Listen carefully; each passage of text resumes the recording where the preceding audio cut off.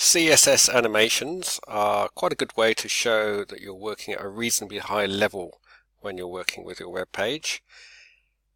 Here's an example. I've started off, I've got a style sheet and a div and nothing else in this web page. You notice there's no JavaScript, just CSS.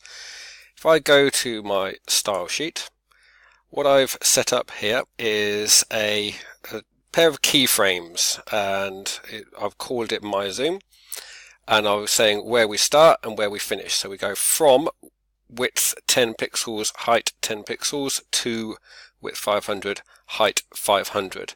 So what's going to happen is it's going to do an animation from this to this. So long as you've got the same attribute being specified here in the from and in the to, it will interpolate in between those.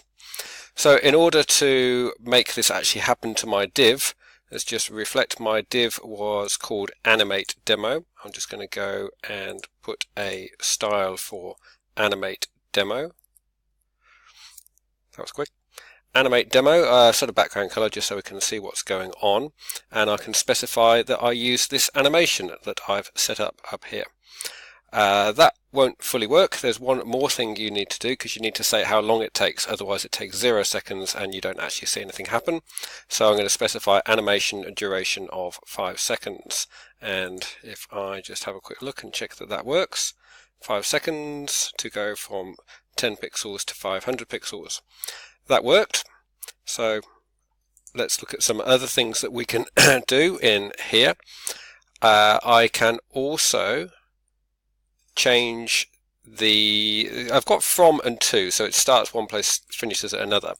Another way to specify the same thing would be to say 0% and say 100%, so that would mean exactly the same.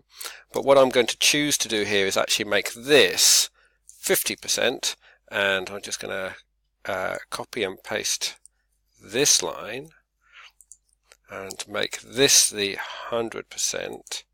So it's going to kind of bounce in theory, bounce in and bounce out. I wonder if that's going to work. And reload. So out and in. That was good, wasn't it?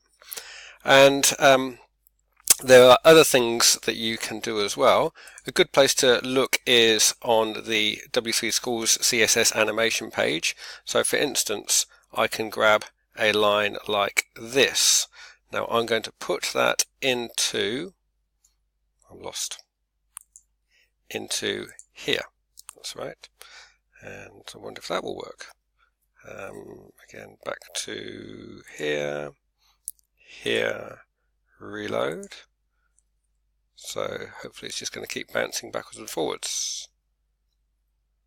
Yeah, that works. So that's one. There's lots you can do, of course. So if we just have a quick glance at what's happening here, I'm specifying width and height are the things that are changing. But as well as dimensions, you could specify colors, for instance, or positions, or just any other CSS property can be specified as a thing that is animated. So you could spend hours working out all the different ways to do different animations, and you know, there's value in that in terms of what you're going to be given credit for in your assessment. Another thing that you can do is let someone else do all of that for you. So for instance, you could go to somewhere like animate.css. Animate.css, you can just download the animate.css file, which I've already done, and I've dropped it into my CSS folder alongside mine.css. And I've, just out of interest, I've opened it up and I've found the swing. Now you can see the keyframes have been set up here, they're 20%, 40% and so on, and they've done some maths about the rotation and stuff. I don't know, I don't want to have to write that stuff myself, so I'm just going to use that in my own code. So if I go back to this one, is that right? So I'll need to include that animate.css. Let's just quickly do that. So as well as my own, I'm going to put in theirs. and save that, and I'm going to give it a class animate demo and also the class swing. That's right. And in the CSS I can forget all this my zoom stuff, I'm not going to do that as well. I'm going to keep the background color. I'm going to go with animation name swing, animation duration 5 seconds. Yeah, about 1 second. Let's see how that looks. Actually really don't know if this is going to work. That's the excitement. And refresh. Yeah, that actually worked. That's kind of funny.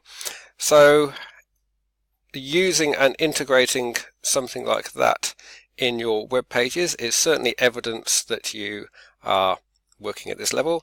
You don't have to do it, and it would be really sucky if every single web page that was handed in had huge amounts of distracting and ugly animations in it, but used subtly and with an eye for the effect you're trying to create, it is definitely good evidence that you're working at that level.